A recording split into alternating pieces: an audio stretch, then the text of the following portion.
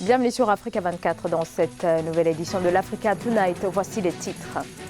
L'Afrique cherche à faire entendre sa voix dans la résolution de la crise libyenne. La Libye, point de convergence de multiples facteurs et où se greffent plusieurs acteurs. Le règlement du conflit libyen doit se faire avec les Africains. Le message délivré à la réunion en République du Congo du Haut Comité de l'Union africaine sur la Libye.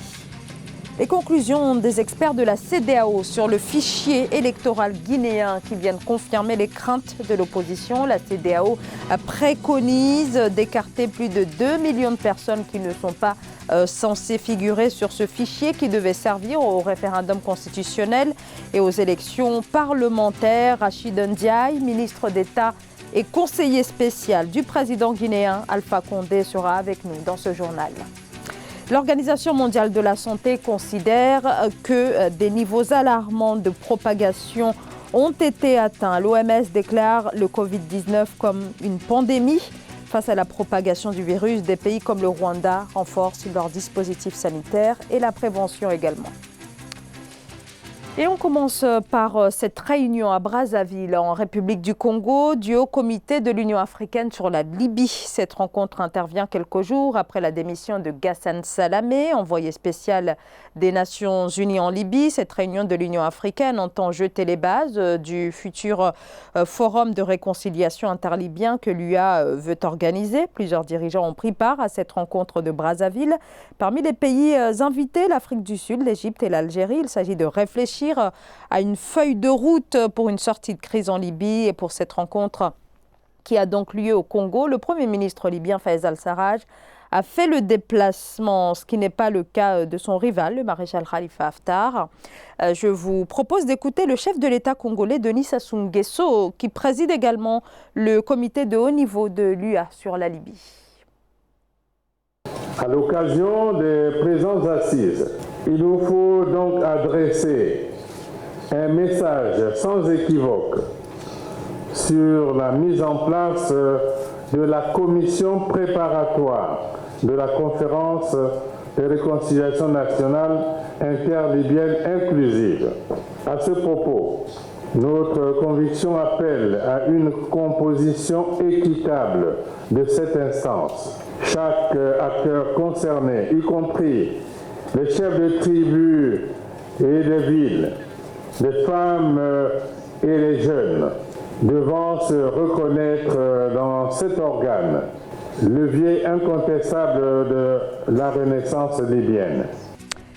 En Guinée, après 10 jours d'audit du fichier électoral, la CEDEAO préconise d'écarter 2,4 millions d'électeurs du fichier électoral, des électeurs qui figurent sur ce fichier sans pièces justificatives.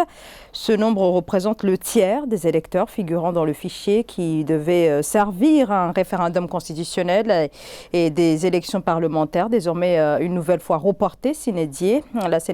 L'assainissement du fichier électoral était l'une des revendications de l'opposition. Pour en parler, nous recevons ce soir dans ce journal Monsieur Rachid Ndiaye, ministre d'État et conseiller spécial du président guinéen Alpha Condé. Bonsoir Monsieur le ministre. Bonsoir, madame. Merci à vous de nous avoir d'avoir répondu à cette invitation. Alors d'abord, le rapport des 3 experts de la CEDEAO qui avaient donc pour mission de mener un audit du fichier électoral. La CEDEAO préconise donc d'écarter 2,4 millions d'électeurs du fichier électoral. Quel est le positionnement actuel du gouvernement guinéen par rapport à cet avis émis donc par la CEDEAO qui vient donc confirmer quelque part les doutes qu'avait et l'opposition guinéenne, mais aussi l'Organisation internationale de la francophonie?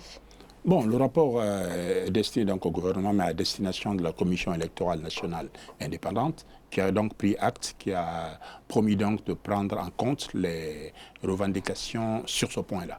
Je crois que l'élément de précision qu'on doit apporter sur ce point, c'est qu'il ne s'agit pas d'électeurs fictifs. Il s'agit tout simplement d'électeurs qui ne sont pas repassés devant la machine numérique lors du dernier recensement. Et ce sont des gens qui ont l'habitude de voter, qui sont inscrits dans ce fichier-là. Pour le gouvernement guinéen, c'était important de prendre en compte cette considération de la CEDEAO pour ne pas donner un prétexte en action, en illégitimité par rapport au double scrutin qui va se passer. Et vous n'êtes pas sans savoir que la Commission électorale nationale indépendante est une commission indépendante, comme son nom l'indique, qui est basée sur la loi et qui est fondée de manière paritaire entre le pouvoir et l'opposition. Il y a 7 membres de le pouvoir, 7 membres de l'opposition, 2 représentants de la société civile, 1 de l'administration. Donc, ils prennent ces décisions en toute indépendance. Je crois que c'est important. Alors, merci donc pour ces précisions. Néanmoins, parmi ces 2,4 millions d'électeurs, on parle de 164 000 personnes décédées, 59 000 personnes mineures, donc des personnes qui ne devraient pas, normalement, en toute logique, être présentes sur ce fichier. Oui, parce que disons que le rapport n'a pas pris en compte tous les efforts qui ont été faits par la CENI sur le plan technique pour la correction de certaines données. Par exemple, la CENI s'est dotée d'un logiciel qui identifie tout de suite les doublons et les personnes mineures qui sont mises systématiquement hors de la machine. Ça n'a pas été pris en compte. Et en même temps, il faut voir que, par exemple, sur les personnalités sur lesquelles il y a des doutes sur les dates de naissance, ils sont au nombre de 93. Vous pensez bien que sur une population sur une liste électorale de 11 millions d'habitants, franchement, 93 personnes, ce n'est pas ce qu'il y a de plus difficile à gérer. Encore une fois, tout cela s'inscrit dans un processus qu'on aurait pu gérer avant. Les partenaires techniques auraient pu, disons, attirer l'attention de la CENI sur toutes ces considérations techniques, mais toute cette action s'est déroulée dans la semaine de l'élection. L'élection était prévue dimanche, lundi communiqué de l'OIF, mercredi CEDEAO, vendredi. Vous savez, tout ça, ça quand même donne quelques éléments d'étonnement. Mais enfin, tout cela n'est pas grave. Le gouvernement exprime sa bonne foi. La CENI a décidé de prendre des mesures de soustraction de ces éléments-là pour que le double scrutin ait lieu. Alors, on a quand même envie de vous demander pourquoi ne pas avoir tenu compte des recommandations de l'opposition guinéenne, mais aussi de la société civile, qui avait formulé ces mêmes doutes au sujet de la commission électorale, du fichier électoral. Je vous fais remarquer que l'opposition siège dans la commission électorale nationale indépendante et les représentants de l'opposition ont suivi le processus jusqu'à la fin, jusqu'à la fixation de la date de l'élection. Et la première date d'élection qui a été fixée, elle a été retenue de manière unanime. Alors, il y a une espèce de disproportion entre les représentants de l'opposition de la CENI et les partis politiques en tant que tels. Ça ne vous étonne pas de savoir qu'il y a quand même une démarche assez politicienne dans cette façon d'aborder ces questions-là. Ce n'est pas spécialement que la Guinée, ou si vous regardez, si la CEDEAO prenait les mêmes types de précautions vis-à-vis de beaucoup d'élections qui se passent aujourd'hui dans d'autres pays africains, vous verrez que les résultats seraient encore beaucoup plus difficiles. Mais enfin, cette diplomatie à géométrie variable a quand même été souvent évoquée en Guinée pour savoir pourquoi particulièrement la Guinée serait encore traitée de manière spécifique par rapport aux autres. Monsieur le ministre, merci à vous d'avoir été notre invité ce soir. Rachid Ndiaye, ministre guinéen, ministre d'État et conseiller spécial auprès du président guinéen Alpha Condé. Merci d'avoir répondu à nos questions. Le nombre d'abonnés Internet a atteint plus de 25 millions de personnes en 2019 au Maroc, soit une hausse de 11,43% par rapport à l'année 2018, percée donc d'Internet dans le pays, avec désormais un taux de pénétration de plus de 71% au sein même de la population. Siamlo Victoria Sedji. Les Marocains de plus en plus connectés. D'après l'agence de réglementation des télécommunications ANRT, en 2019, les abonnés Internet au Maroc se sont élevés à 25,38 millions, soit une hausse annuelle de 11,43% par rapport à 2018. En 2018, ils avaient augmenté de seulement 2,6% comparé à 2017. Ça part d'une certaine volonté politique de vouloir développer déjà le secteur en partant par exemple par l'ouverture même de ce secteur à d'autres acteurs. Chacun veut avoir une part de marché. En une année, le taux de pénétration a grimpé de 71,33%.